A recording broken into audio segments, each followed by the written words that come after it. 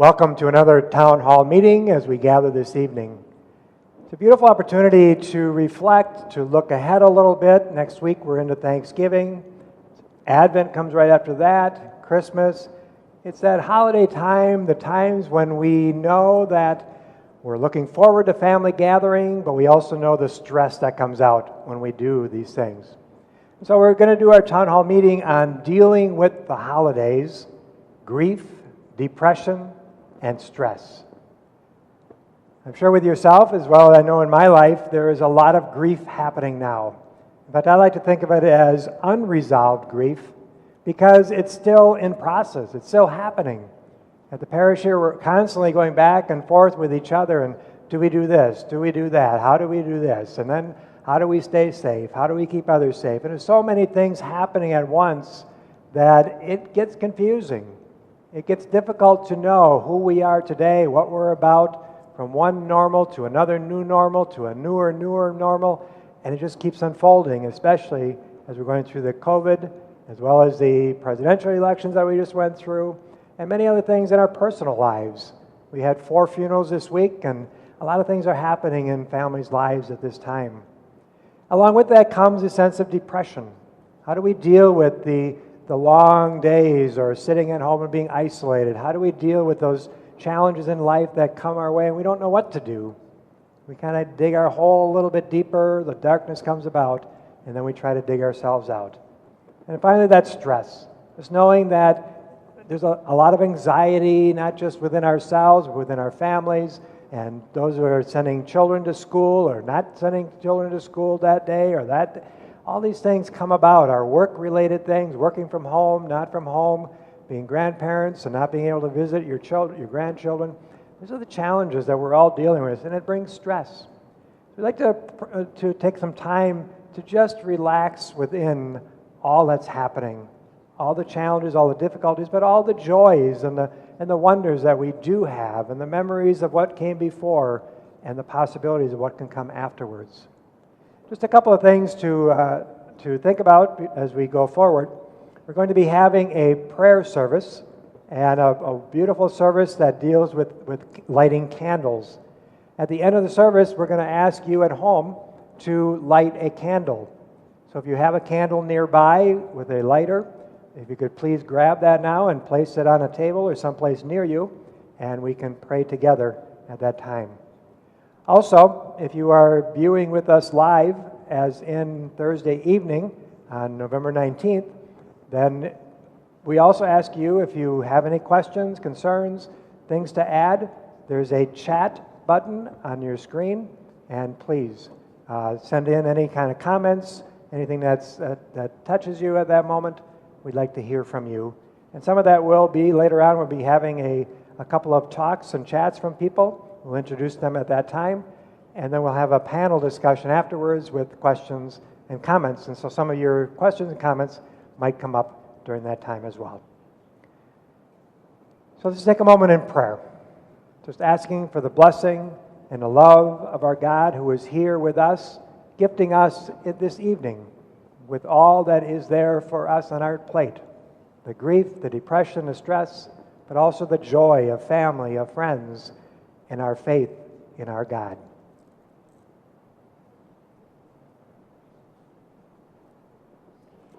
We invite you to participate in this prayer this evening. So when your response shows up on the screen, please know that you can pray that response with us. We come this evening to share our journey through grief and our climb to hope. Many of us have had the unusual and painful experience of having a loved one die because of COVID and die alone.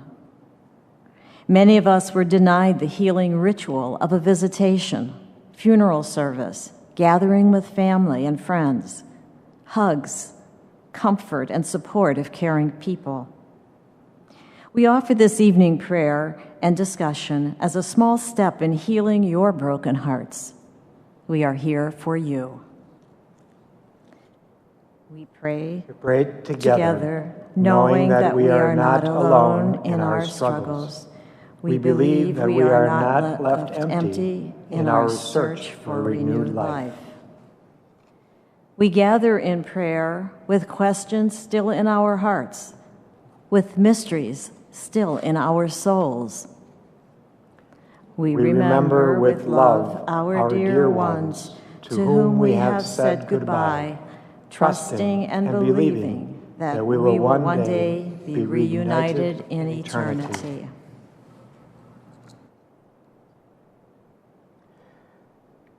A century and a half ago, Henry Ward Beecher spoke for all of us when he said, "What the heart has once owned and held, it shall never lose."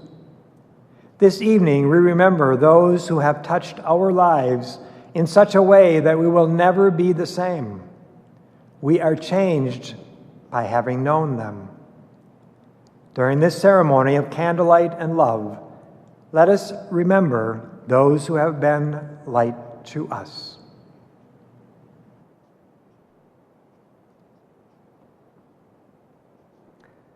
We light a candle in memory of those who have handed us the gift of life itself. We honor those who gave us birth and nurtured us, those who offered us love and cherished us.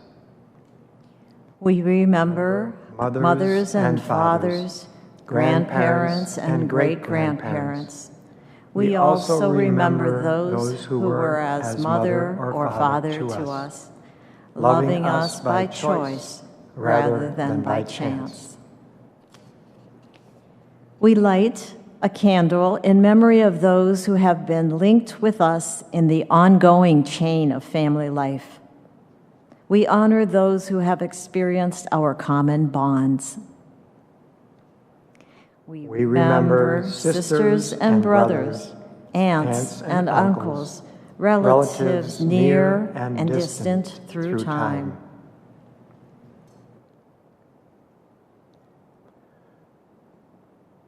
We light a candle in memory of those to whom we ourselves have passed on the precious gift of life.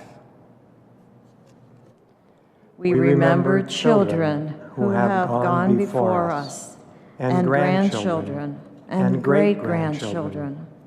We remember both those who lived within the womb and those who danced upon the earth.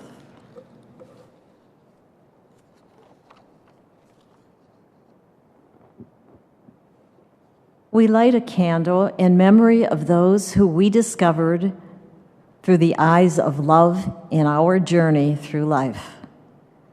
We hold sacred the remembrances of those who brightened our day with affection. We remember wives and husbands, dearest loves and closest friends, those who opened us to ourselves and to life, even as we opened ourselves to them.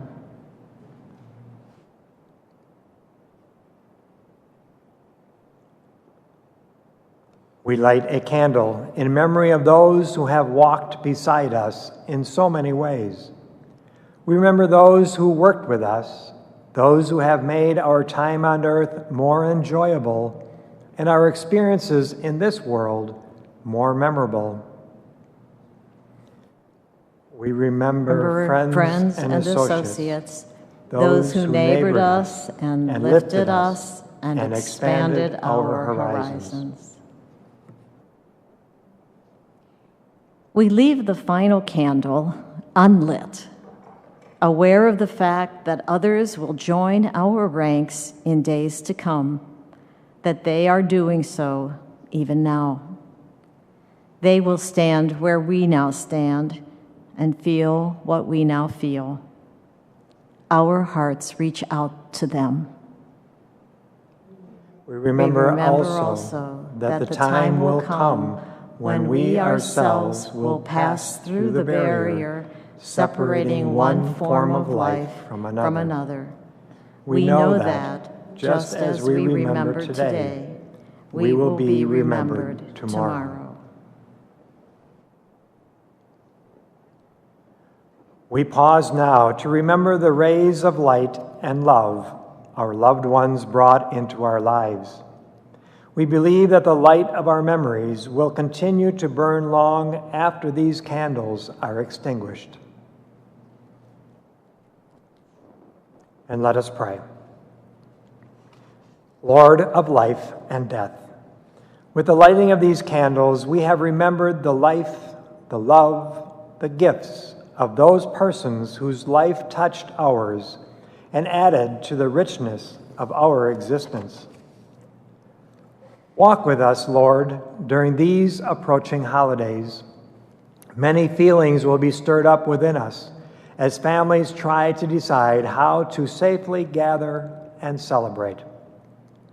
Give us the courage to listen to our feelings, to say no when we can do no more, yet to be open to the love extended by those around us. Give us hope that future holidays will hold new meaning for us. We pray this in thanksgiving for the lives we hold dear and in anticipation that joy will be born in us anew. Amen. And now we invite you at home to light a candle in memory of your loved ones. Light it each day from Thanksgiving through Christmas, knowing that they are still with you.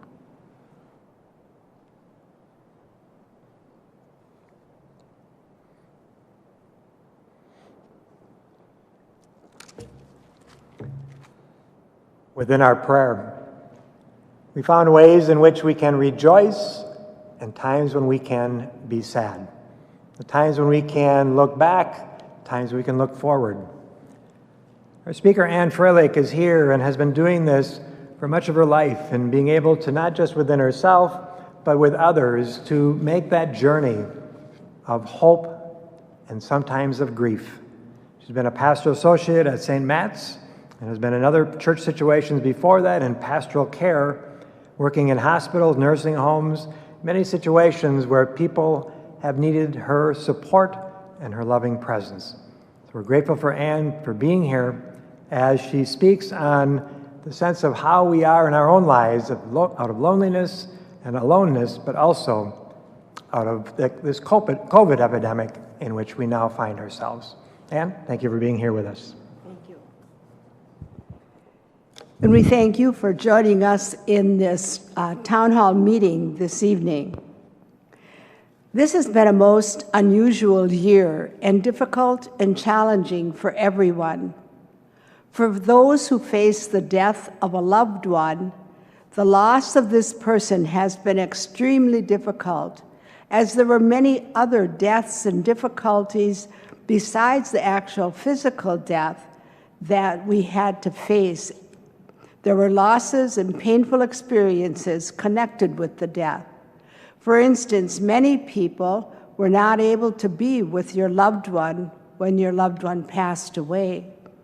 You were unable to have other people gather around you in support, to offer prayers, to give you hugs, to just sit with you, hold your hand. So much of that was missing.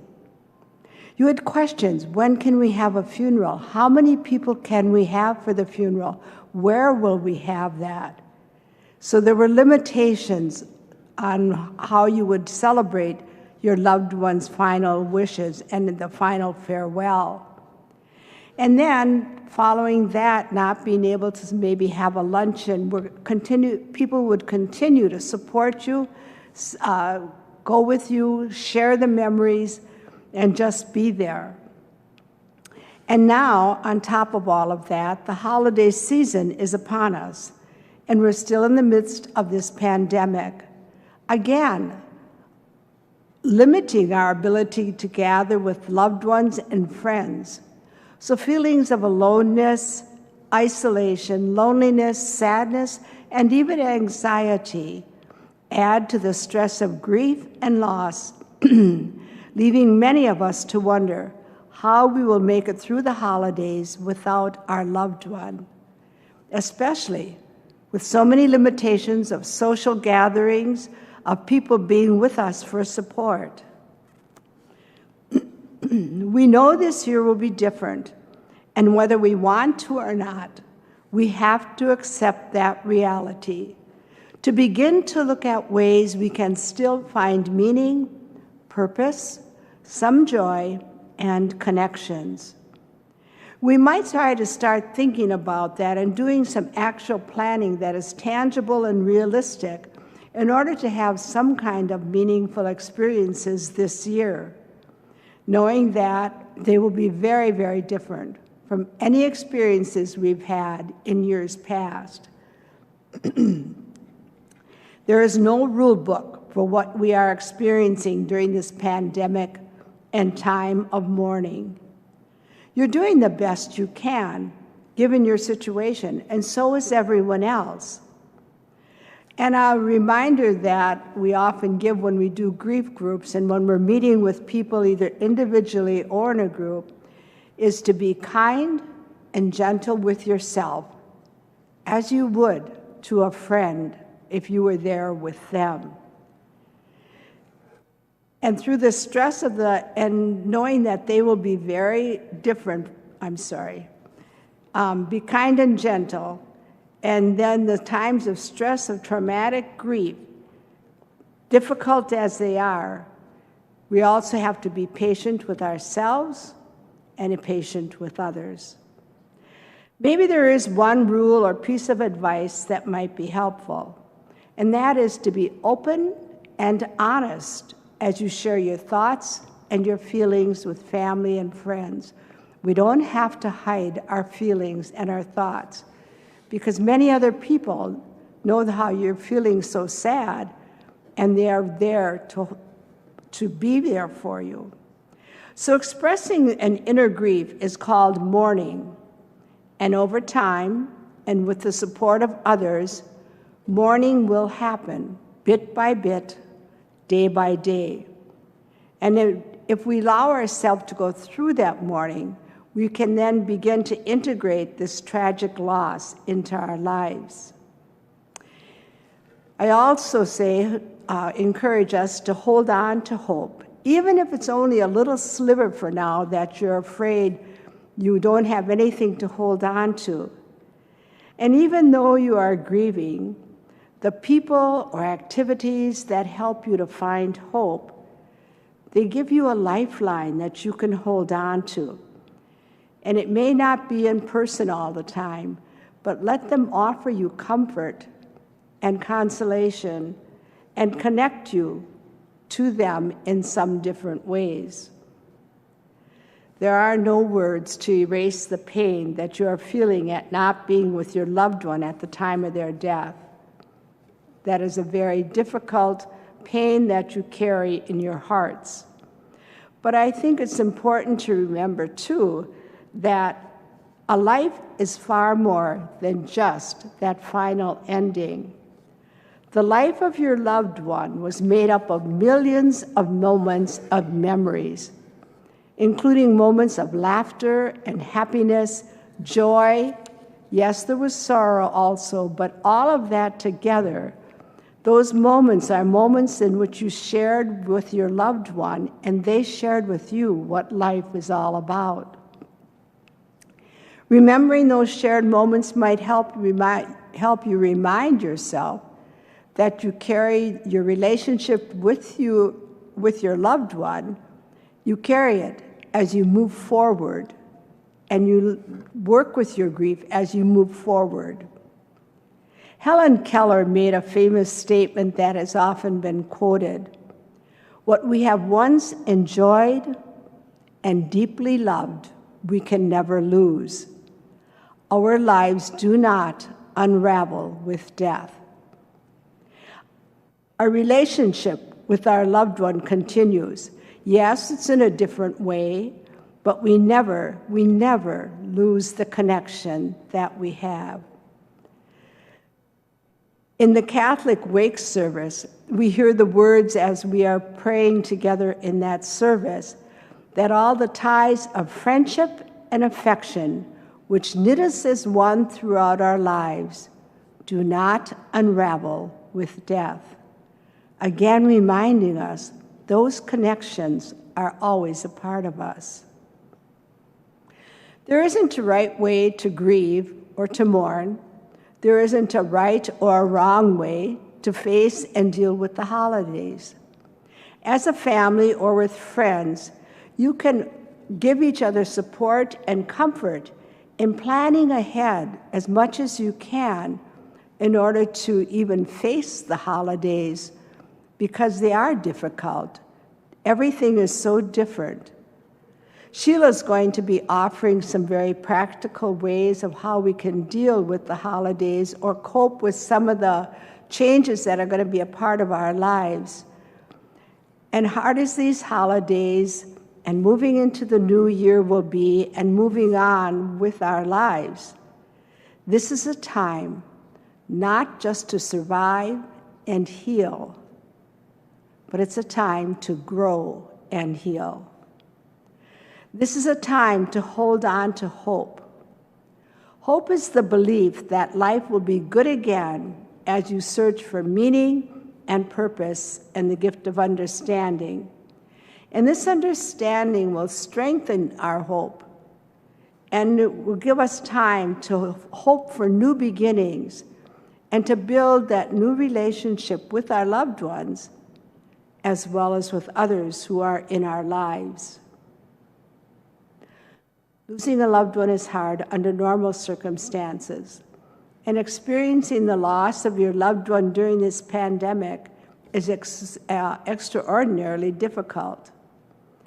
As you continue your grief journey and as you face the holidays ahead, we encourage you to reflect on memories from your loved ones and the particular gifts they brought into your life, to thank God, to thank them for the gifts that they have been and given to you. Some people say, I just want to get over grief. And we don't get over grief. We go through grief. It is important that we honor our dead and share our grief into the future. This pandemic will end at some point, but our love for those we have lost will not. After a death, we move forward into a world that has changed us personally and permanently. But we also do not leave our loved ones behind. We do carry them with us, with the knowledge that the bonds cannot be broken, even by death, also believing that we will be with our loved ones someday in our eternal home. C.S. Lewis famously wrote many years ago, God whispers to us in our pleasures, speaks to us in our conscience, and shouts to us in our pains. It is his megaphone to rouse a deaf world. So in your pain, your emptiness, your loss, your sadness, your grief, and your mourning, I invite you to call on God to just be with you and hold you in comfort, especially during these holiday seasons. And I invite you also to, as much as you can, to reach out to others. And if others offer, what can I do to help you? Take them up on it. Call them. And if they call you, at least let them be with you on the phone, or as much as you can be together with our social distancing, to lean on people and to lean on God, who walks with all of us in our pain.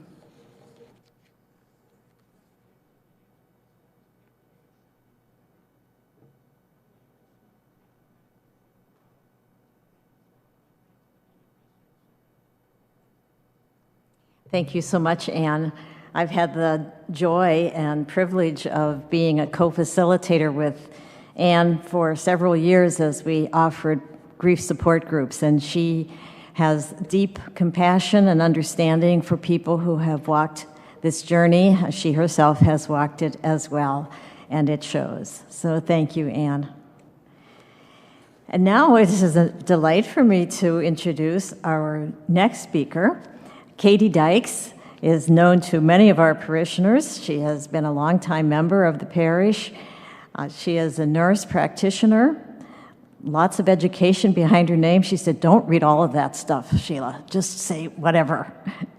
But I do want to say that she is currently the geriatric nurse practitioner at Prevea Health. She's been there for 24 years and very heavily involved with what's going on right now. She's also an adjunct faculty in the graduate program of nursing at Concordia University in Mequon. She's co-authored, which I didn't know, a book called Faith Community Nursing, which just came out in 2019.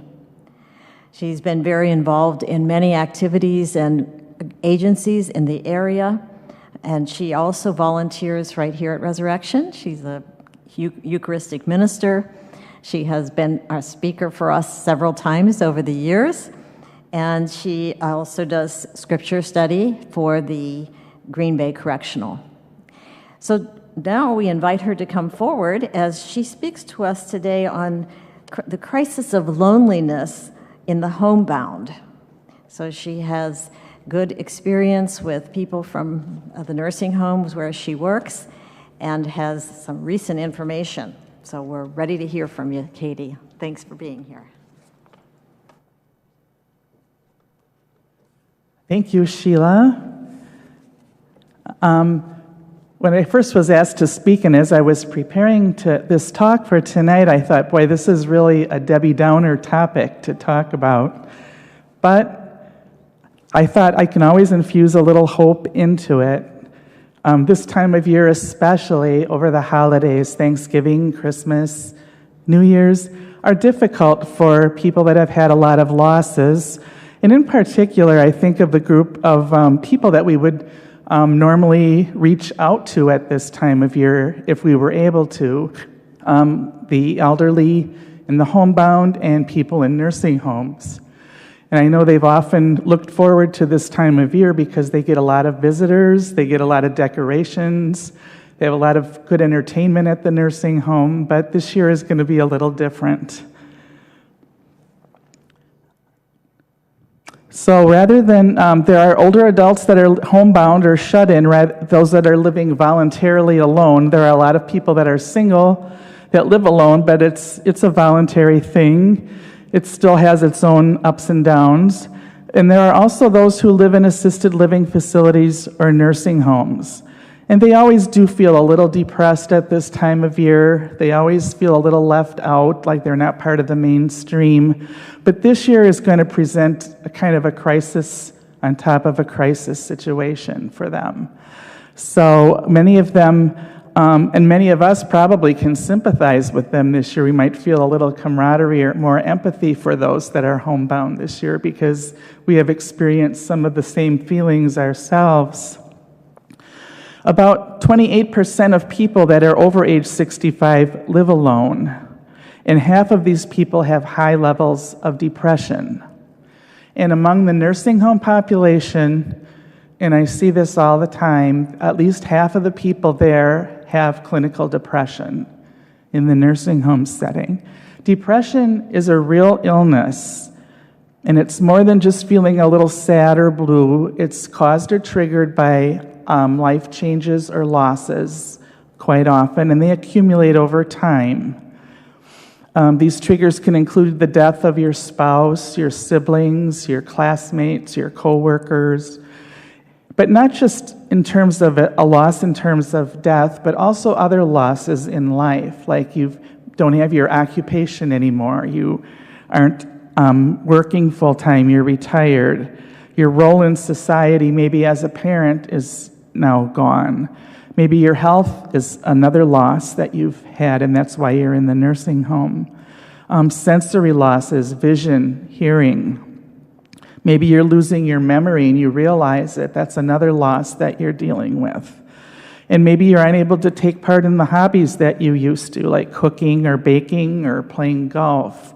So all of these things contribute to the sense of loss that accumulates over time, and it leads to depression. The symptoms are sometimes difficult to recognize in older people. It's sometimes thought of as just a normal part of aging, like people get grumpy or irritable, or people come like a little bit of self-neglect. They don't change their clothes. They don't see the point in getting dressed every morning. That can be another sign of depression. People that cry frequently, they are talking about not being able to drive. They talk about their losses. But these are different symptoms in older people. They might have some vague physical complaints like pain or just a stomach ache that doesn't go away. They don't describe it in terms of a mental illness. It's kind of a taboo topic sometimes to approach, and so they describe it in terms of physical complaints rather than emotional problems or disturbances. And so it is a treatable illness. It's most often that there are medications that can treat depression, and many people do try taking those. They're effective about 50% of the time, and about 50% of the time non-pharmacologic approaches are also very helpful. And I think around this time of year and throughout the entire year, we always try to find ways to make people feel worth something. Their sense of self-worth is built up, their esteem, they're feeling valued by society, by their family. They have a social support system. All of these things can help people with the feelings of depression in addition to taking a medication. Isolation is also another characteristic that contributes to depression. And in fact, I just went to a talk I didn't go to it, it was a virtual geriatric conference this year, but one of the speakers talked about the hidden tears of the homebound. And she had read a lot of research about people who are homebound or isolated or lonely, and she had read that the feeling alone is an equivalent health risk of smoking 15 cigarettes a day. So it can contribute to physical and mental health problems, just the fact that you live alone involuntarily and feel socially isolated and not connected. So who can remember a time when we've been more involuntarily isolated from family and friends than this year, perhaps? Even before COVID-19, older adults in the nursing home were lonely and demonstrating the effects of loneliness, including anxiety, depression, and despair. And in just the past 9 months, the effects of physical distancing and separation from family and friends has increased dramatically. The need to protect older adults from COVID-19 is real. Approximately 2 out of every 5 Wisconsin residents who have died of COVID-19 lived in long-term care facilities. And caregivers who see the effects of loneliness and separation know that physical distancing can cause illness and death as well. I've had quite a few patients who, in terms of COVID-19, have been confined to their room at the nursing home because they aren't allowed to mix with other people.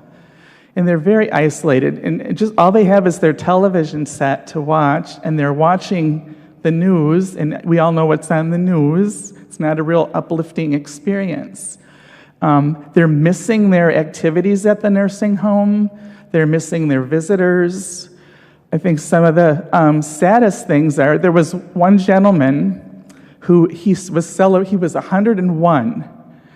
And at the door of the nursing home, they have a table where relatives can drop off, laundry that's clean and toiletries for their loved one and, any kind of mail or things that they want to bring in.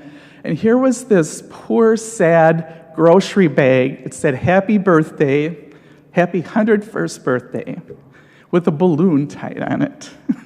It just touched me to see that. And people that are in the nursing home that have been doing well when they were able to mingle and play cards with the other residents and go to sing-alongs, go to their church services every week at the nursing home, they can't do that anymore. And so a lot of them are sitting in their room. A lot of them, and I don't want to say a lot, but I can count probably 10 or more that have just simply stopped eating, stopped taking their medications, and they have died just because they don't have anything to live for. So it is a sad time for caregivers, for the people in the facilities, for the older adults themselves, and for their families. Their families are frustrated. And probably many of you have people that are in nursing homes that you know, their family or friends. They are not able to visit their family. They aren't able to, they can go to a window maybe. I think in the summer some of the nursing homes had tent visits and things like that where you could visit people outdoors for 30 minutes or so. But other than that, it's a very, very close-knit group. You're just in your room in the nursing home and not getting visitors. And the family members want to know how their loved one is doing, so they're trying to get information from their family, from the caregivers, and they are always trying to keep them updated on the situation with their loved one. And it is hard when you can't see them every day to know how your loved one is doing, and you really do want to know how your loved one is doing. You don't want to be there at home wondering how everything's going. Sometimes you can't tell on the phone. Sometimes your loved one, you get told they're sleeping when you call, and you just get worried about them. So there are so many people in the nursing home now and their families who are just separated, and it's a difficult time, especially this time of year with Thanksgiving and Christmas coming. It won't be the usual holiday celebration in the nursing homes. And even people that live alone can't have people come and have a big celebration, or they can't be taken out to another person's home. So anyway, so what can you do to make things better for your loved one? I know Sheila's going to come up with a lot of practical things, but some of the things that people have done in the nursing homes is they've brought decorations in so their loved one can decorate their room. The people that have technology are at an advantage. The people that can watch the Mass being streamlined from their parish or live streamed from their parish, and people that can watch things like the town hall meeting and see people they know and participate in a discussion online. People that have Zoom visits with their families and can visit with them, and people that have cell phones, people that can play games online. Those are the types of things that keep people socially connected and make them feel like they're not just one person in a room, but they are connected with the world around them. So there are many ways that people can participate. I know a lot of families, they just, every day somebody sends a card, make sure that person gets mail every single day. And a lot of people say, well, I'm living a dull life myself these days. What am I going to write to the person? It can't be any more dull than what they're experiencing. So I just tell them what's going on in the world, that it's not all like on the news, that there is normalcy out there, that people are at home, people are doing their homework. What's the worst? Kids can write about what they're doing in school and what their schoolwork is like. So don't think that your life is so boring that it won't spark their interest, because they just treasure getting postcards and greeting cards and letters in the mail. They like to do puzzles. They can learn new languages. Sometimes I've seen them yelling at each other down the hall. They try to learn a few words in another language or things like that. Some people that are living at home have done online yoga, online exercise classes, and things like that. So I know our senior center, our ADRC in Green Bay, actually has a person that will teach you how to use your technology. If you have a tablet, if you have a cell phone, if something that you're not quite sure how to use, you can go one-on-one on the phone with the person, and they will show you how to use it over the telephone, not in person, but over the phone. It's about a 45-minute appointment, and I know that they were offering that to people in Green Bay to learn how to use their technology. That really does help you connect with the world around you. So that's a big thing. If older adults are resistant to learning about that, it really does help keep your spirits up. If you can schedule a Zoom or a FaceTime visit with your family or your friends. Listening to music. Sometimes they have online tours. I saw one of the websites, and I made a resource list for people if they want it. I think Katie will have it available on the parish website. But there are different websites that offer like online tours. Like there was an Alaskan cruise online, which I thought sounded kind of cool. Didn't have to actually go on it, but they showed you everything that would be on an Alaskan cruise. I thought that would be good for anyone that really even couldn't make the trip but wanted to do something like that. So listening to music, like I said, some people play musical instruments and like to sing, so they do pick up your musical instrument even if you haven't used it for a while. Maybe that's something that you can do at home to bring your spirits up. But I always encourage people to just try to maintain a schedule every day. Like make sure that you sleep every day and have a kind of a sleep schedule. Make sure that you eat a meal or 2 or 3 every day. Don't just sit and eat ice cream one day and, just have toast and peanut butter the next day. I mean, people tend to do things like that when they live alone and don't have to make a meal, but try to keep a regular, healthy diet going. And then look to your friends for support. Call people that you know if you're feeling down and want to talk to someone. Call friends and relatives. And I know people are missing their volunteer work. A lot of seniors used to volunteer for many places, and a lot of those activities are now canceled for the time being. So they're missing their fellow volunteers, and they're also missing their volunteer work. So all of these things are losses to people at this time of year, especially when you're used to giving. You aren't able to always do as much as you were accustomed to in the past. So in terms of the holidays, I just tell people to try to do as much as you. Don't think what you can't do, think what you still can do this year. You can still send cards to people, you can still enjoy Christmas carols, you can still attend your church services on live stream. There's a lot of great things on the Resurrection website. I've really enjoyed looking at all the seasons of the church year and looking at the materials that they have for us to work with. So that's been a great help to people that are homebound or not even homebound. If you work all day and come home, there's something to look at from your parish. So in that sense, I would like to say, I guess, don't look at it as a big Debbie Downer thing as I was thinking initially, but look at things in the positive. What can I still do? Who can I still keep in touch with? Who haven't I written to all year that I can send a Christmas card to?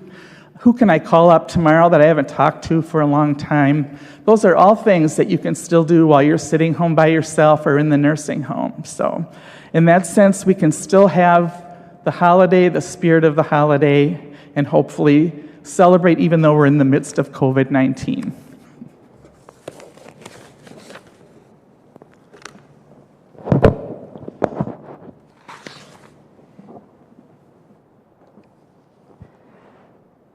Thank you, Katie. A beautiful job, and again, getting into the practical, but also within all that's happening, there's a lot of hope. There's a lot of gifts that we have for each other and with each other.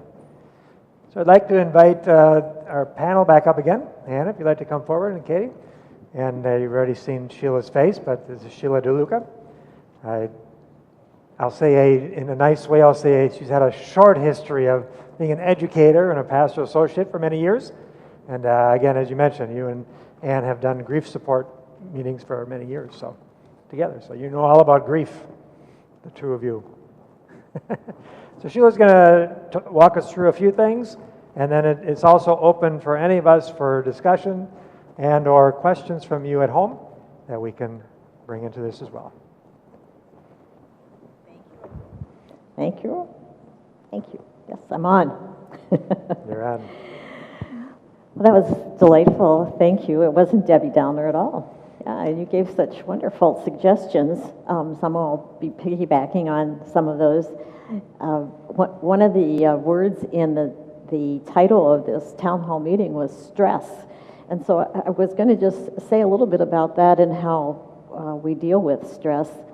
I once learned a long time ago that there are two rules for stress.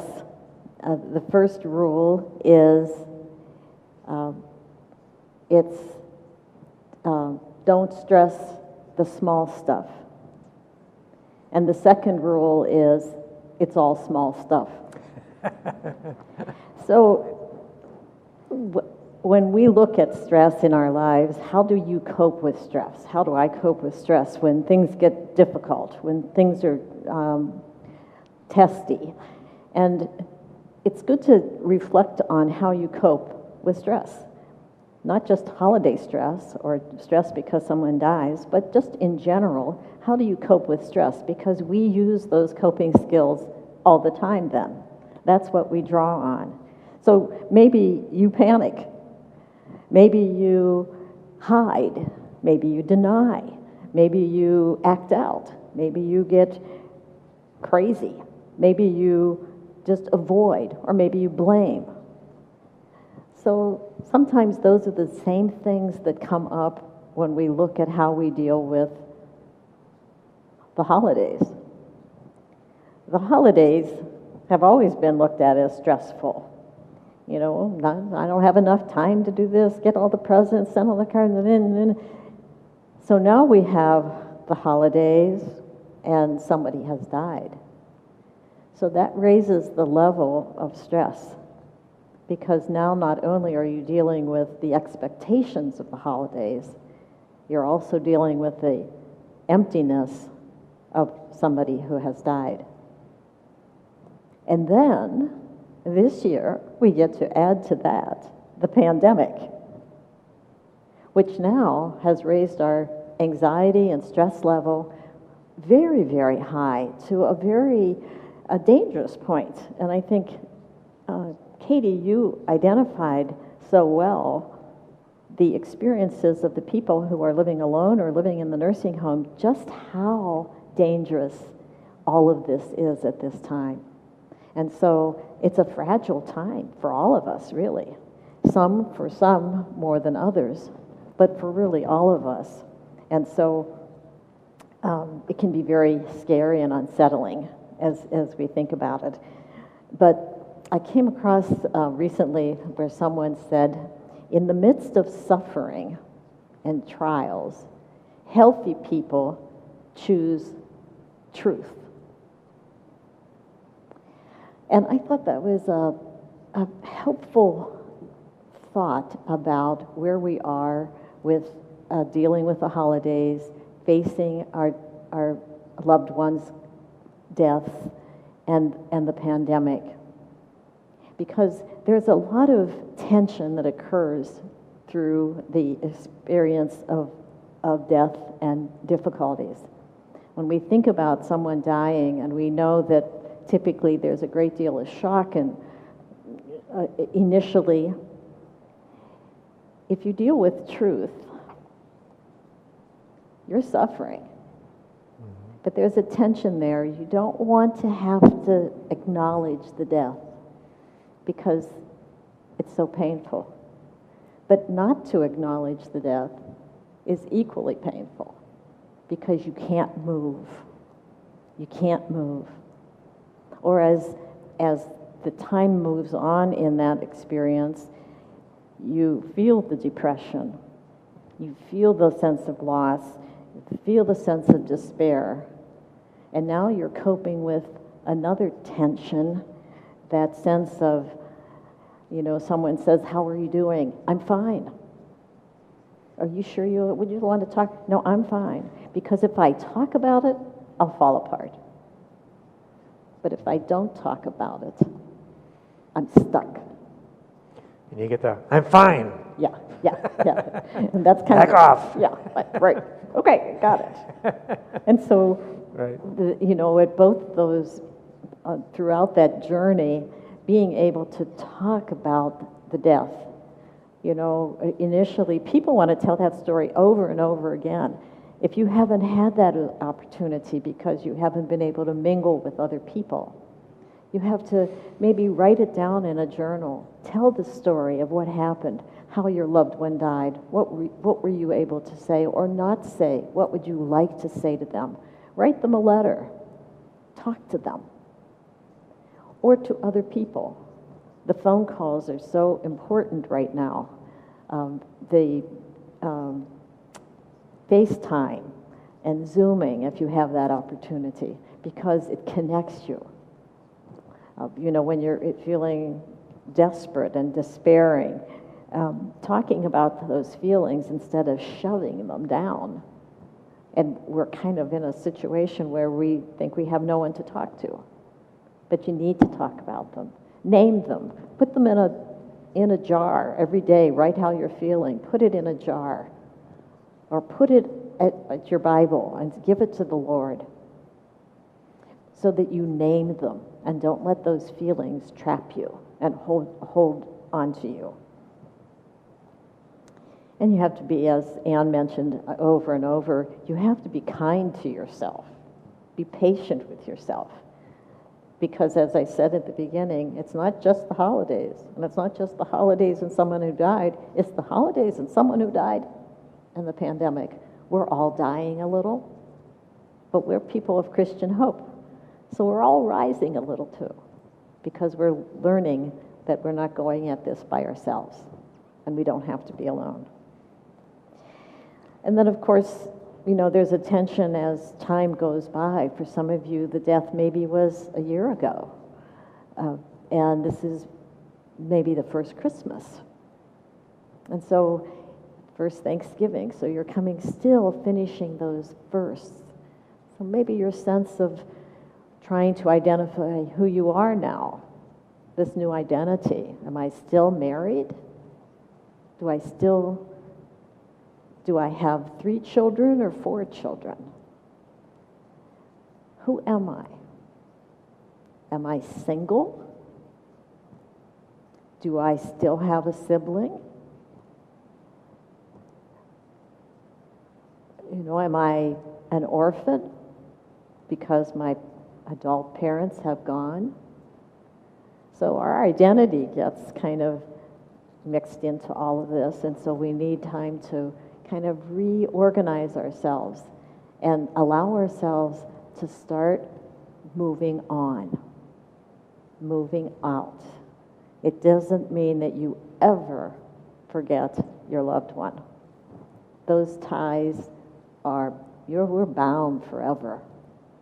Some of us maybe have difficulty with relationships, and you think, I don't want to be bound. They were hard.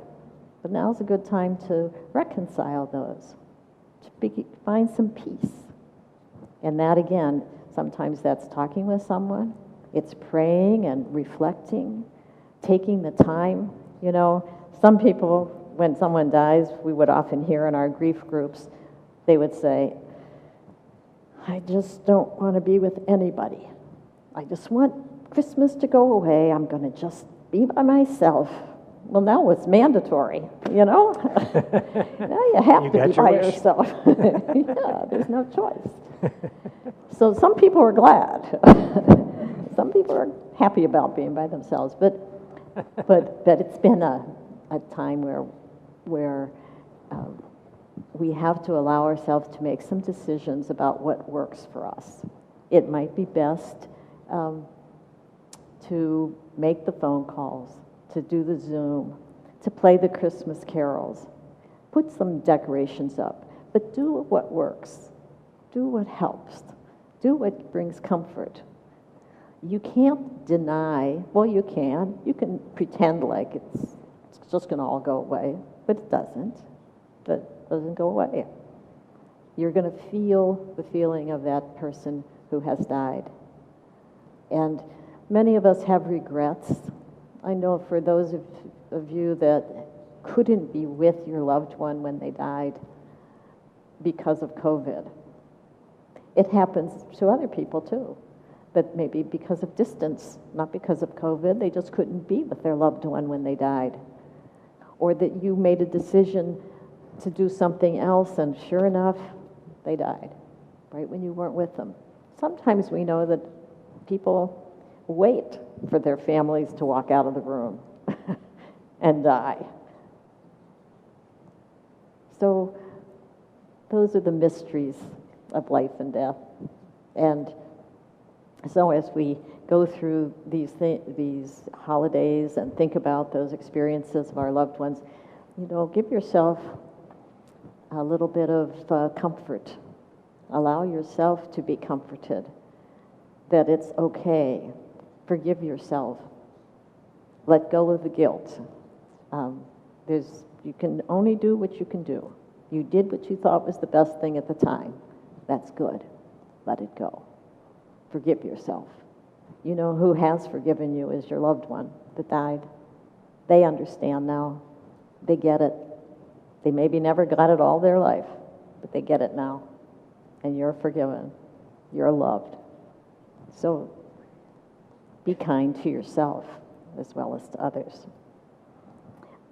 I think using candles is a very comforting thing to do as you remember, if you are going to have a gathering with your family, a small one, just the people you live with, light a candle for the person who can't be with you.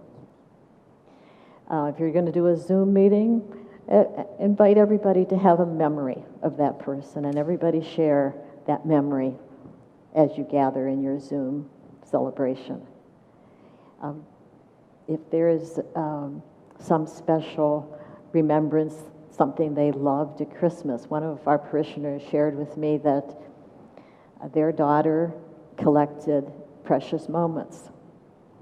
And she died at a very, just as a young adult, and they put those precious moments on a tree every year.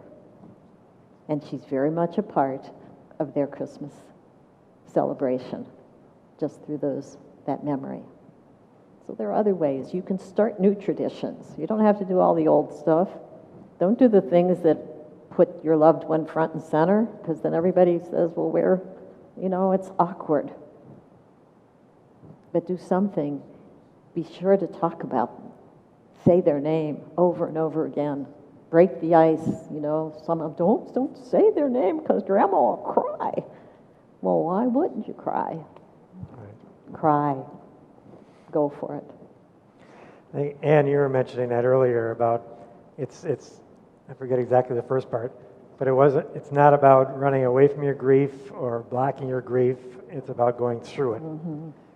And some of the things you're talking about, Sheila, is how you go through the grief in such a way that there's still memory and there's still life here and now. And creating those new memories that also, again, incorporate where you've been, but also bring you forward and bring your family forward as well. There's also a saying that's often, often said, what we resist persists. And if we keep denying and pushing it away, it's going to haunt us so much so that, and then you talk about depression and stress and withdrawal, all of that sets in very intensely if we constantly deny them. Right. And I'm relating that also to the pandemic, because we can go through this time and say, well, then there's no Thanksgiving. Then we're not going to do anything. Then there's no Christmas. We're just going to do nothing. Everybody go their own way and forget about it. The same thing you're talking about. But how can we create memories now? Again, it might be through a Zoom, it might be through other ways. But how can we do it in such a way that we'll always remember that, yes, it was a very different year, 2020, but I remember also that we did this and this and this, and we learned this and this, and we did that. So it's a time also to create and recreate, again, new possibilities in life.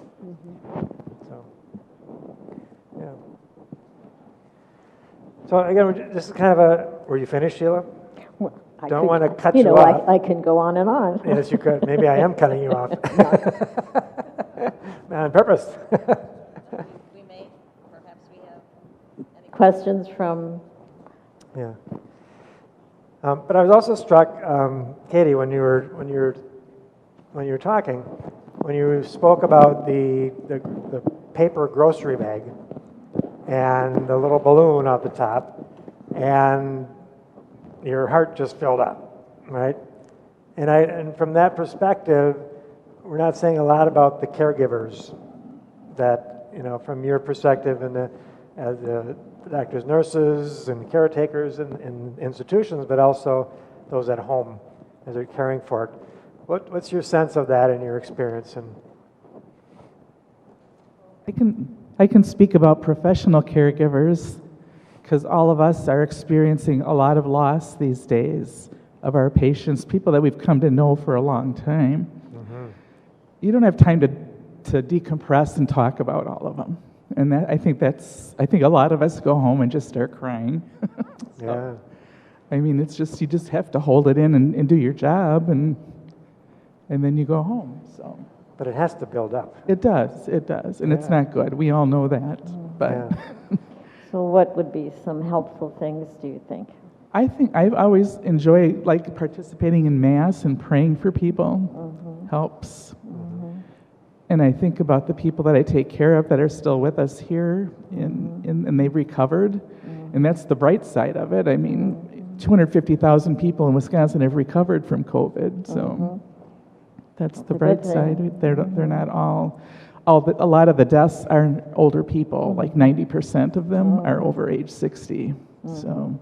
Right. It is. That's the thing. That's the group that I work with and my coworkers. So we have lost a lot of people, but yeah, I think praying for people, just like you do with any friend, but remember the good times and the pleasant things that you had, that your memories of them.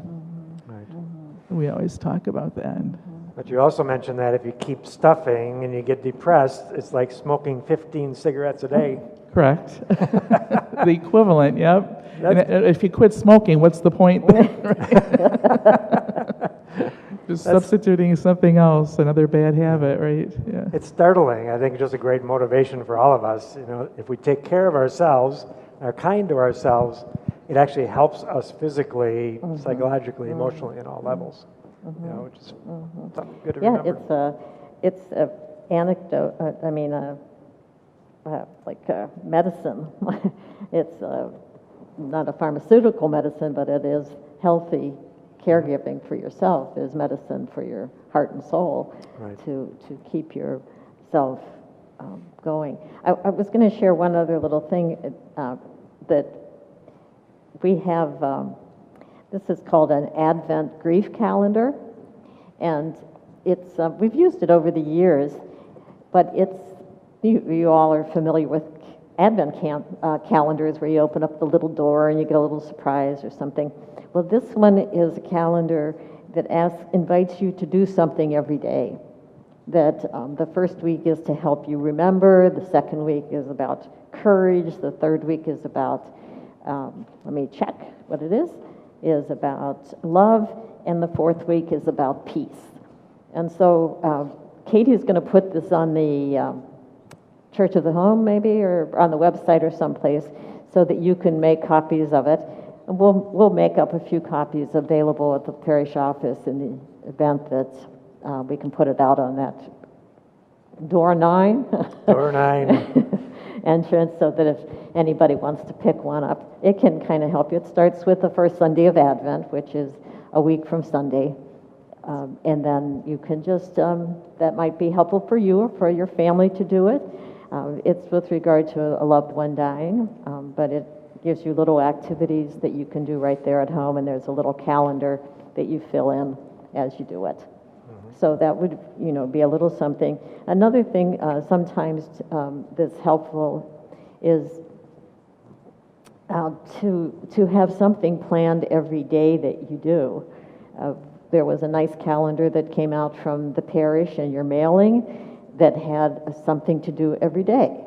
It wasn't necessarily connected to grief, but it's a very helpful and healthy kind of activity. And one of the things that it invites you to do often, at least once a week, I think, was to think about doing something for someone else. And when you're grieving, thinking of somebody else helps. It takes you a little bit outside of yourself. And I would have to say, Anne would probably remember this too in our grief groups, very often people would downplay their own experience because they just heard somebody else share something that they thought was a lot worse. I mean, Katie, you've been part of these things too. And so it reminds people, it universalizes the aspect of that death and grief and mourning, that we all are going to go through it, and it happens to all of us, and that we share those feelings. It might be a different experience. You might view it as somebody's as worse than yours or not as painful as yours, but you share it. You share some of it. It's not the same. Everybody's is unique. Everybody moves at their own pace. But it also takes you a bit out of yourself. It helps you think, not just cloud in on yourself. It's good to think about yourself, but not 24/7. It helps to think of somebody else. So writing a note to people in the nursing home, or to sending a card out to the people that you haven't been in touch with for a long time. A friend of mine makes a phone call every week to a classmate from, several decades ago. So they've stayed in touch. And that's just a way to just connect. And then you think about somebody else, what somebody else is doing. And I was thinking, too, when you mentioned about writing letters, and you think, what can I write about my dull life? I have nothing to say. I was thinking of another friend of mine whose mother wrote her every week. And she wrote to me occasionally, or different times, and she would write just the most ordinary letters, but they were fun. I looked out the window today and I saw a robin, and finally spring is coming, and then he was over there playing and pulling the worms, and she just had a knack, but it was like nothing important, but it was delightful. So we can all do that. Mm-hmm. Yeah, so how are we doing? I think we're doing fine. Okay. Yeah. The other thing that we are going to close up soon, but I just want to re-emphasize, as I'm listening to it, I don't have somebody who, we have buried people from COVID and other deaths in the parish, and it's been 15 years ago since my father died, and so I don't have anybody immediately there.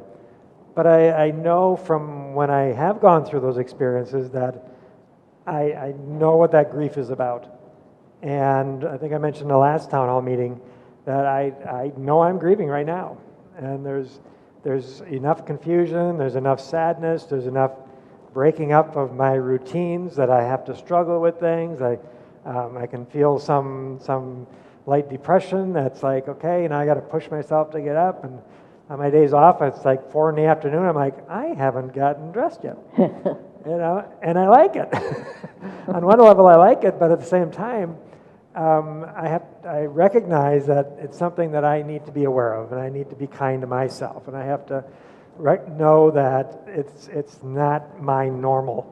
It's not who I normally am. It's not how I normally react to the world, and that brings me out and back into what can be, as I keep saying, the new normal for that day, for that moment. Because we know what's happening is that, okay, next day, well, now what are we going to do? Or this happens, or this happens. But it's a fast-changing time we're in.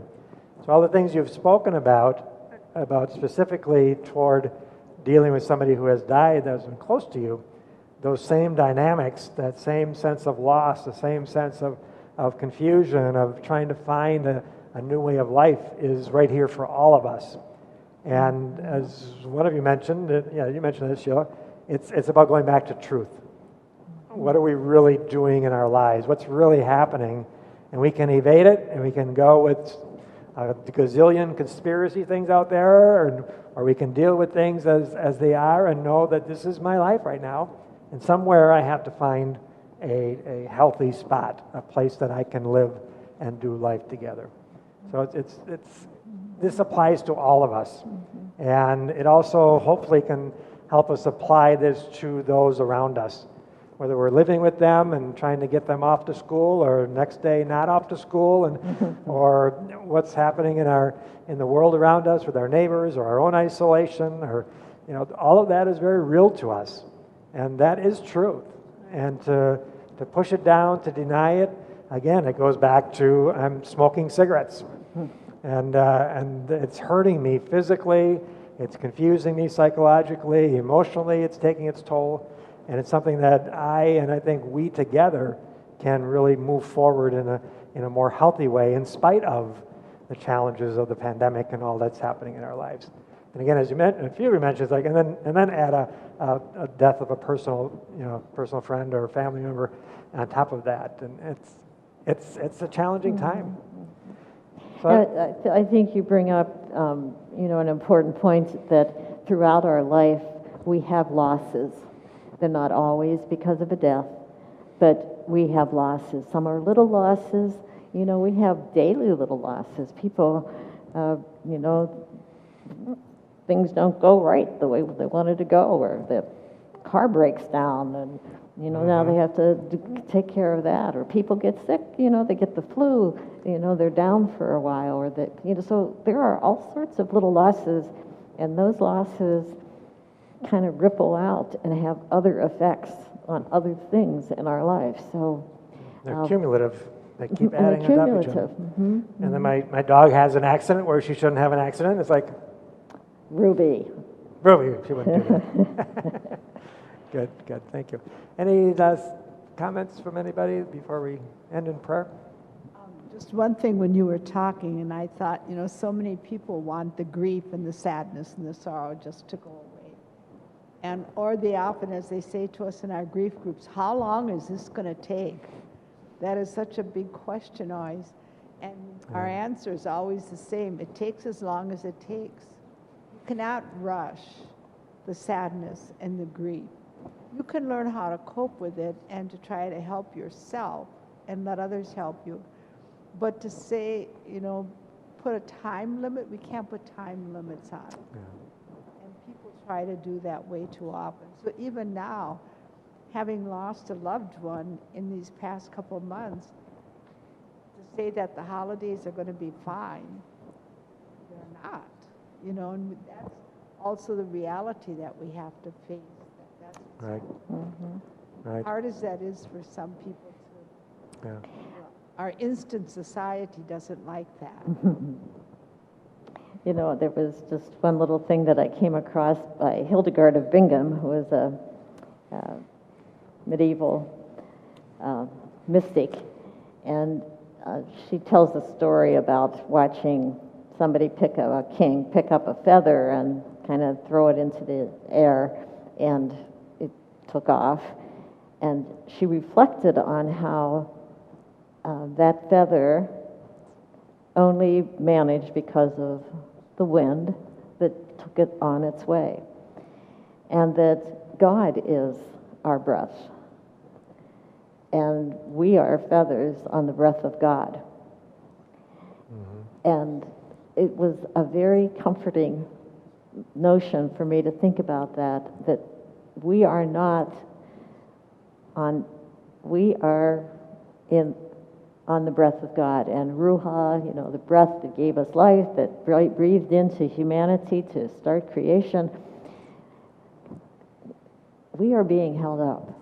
And it's, if we can go with the flow and let the breath of God hold us up, things will help. Nice.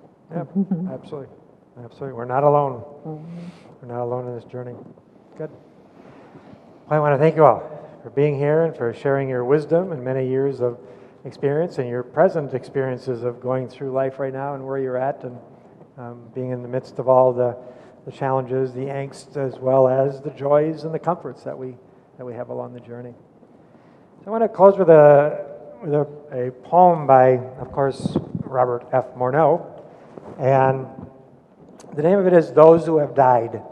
And it does specifically speak about people who have died, but again, I want to broaden that to those or that situation in our life who has died or that has changed drastically, who is with us but not with us, and how do we deal with that in such a way that we know that they are still with us, those who have died. They are still with us, those who have died. We know the sound of their voice. We see the glance of their eyes. We feel the touch of their hand. They are still with us, those who have died. We recall their words of concern. We remember their birthday and the day they died. We cannot forget their laughter, nor their tears. They are still with us, those who have died. We hear their applause when we do good. We sense their compassion when we falter. We give thanks for their offer of forgiveness. They are still with us, those who have died.